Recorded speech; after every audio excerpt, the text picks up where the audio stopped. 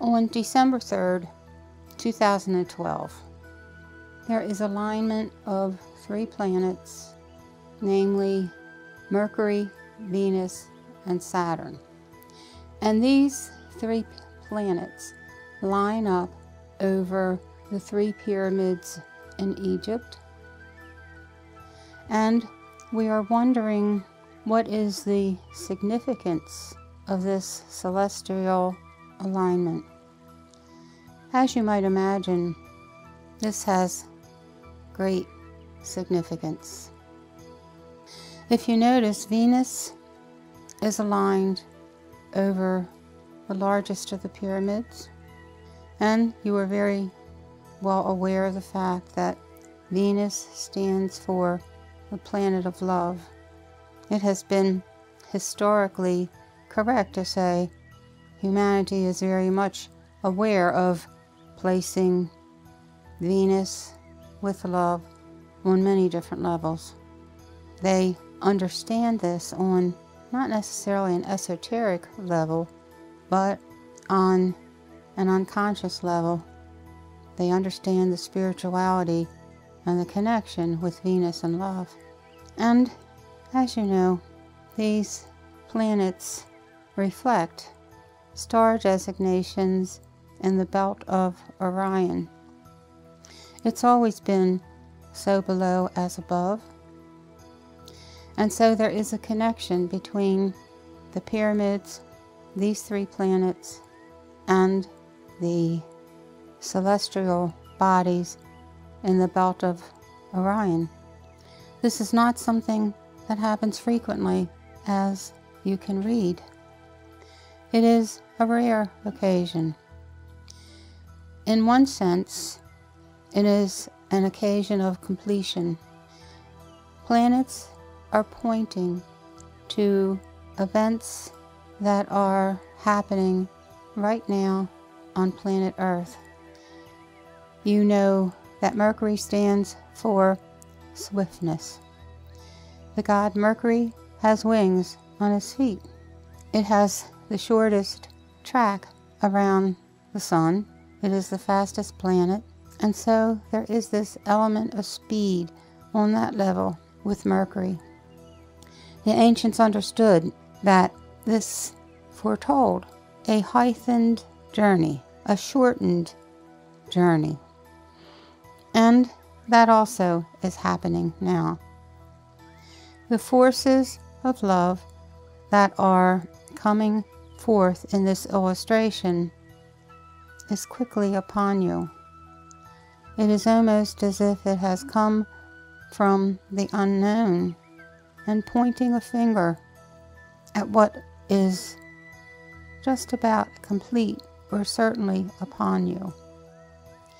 It is the cosmic energy of love, as the pyramid that it will sit over was also a means of transition. Transition in the sense that souls had the ability to transition from this form on earth to another dimension. They also had the ability of bringing forth information.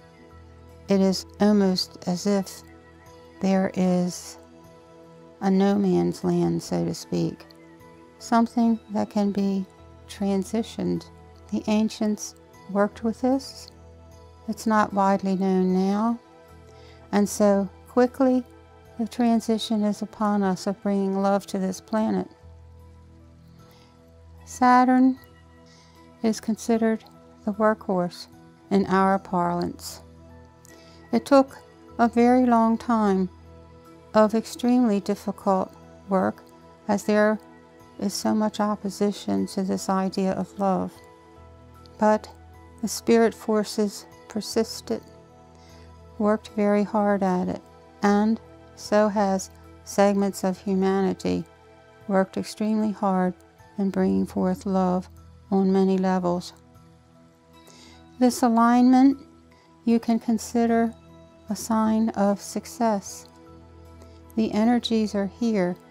They will not necessarily be fully implemented, but that is a sign in the heavens that that element of love on all levels has come and is present here on this planet.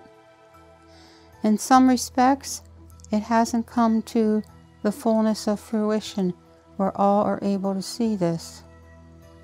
And on some levels, it is very obvious to those spiritually ordained. Those who are in opposition, who believe in power and control, have no concept at all of this. And this is the moment that will be the dividing factor. Those who hold that space of opposition in that moment will not have further chances of changing. As we know, the die is cast for them. They will not change their minds. And so where one finds themselves on this date will determine whether they will accept the challenge of loving thy neighbor as well as thyself. You cannot get away from that universal command. You must love your neighbor as you love self. We understand there are some who do not love self. That's another lesson in itself. Another lesson, my friends, that many must learn. To love oneself. And hopefully, in that moment, they will begin to love self. The energies of love are on the planet. May they find those energies. May they incorporate it into their own hearts. To love self, to love your neighbor, and to love the Creator. There is nothing else.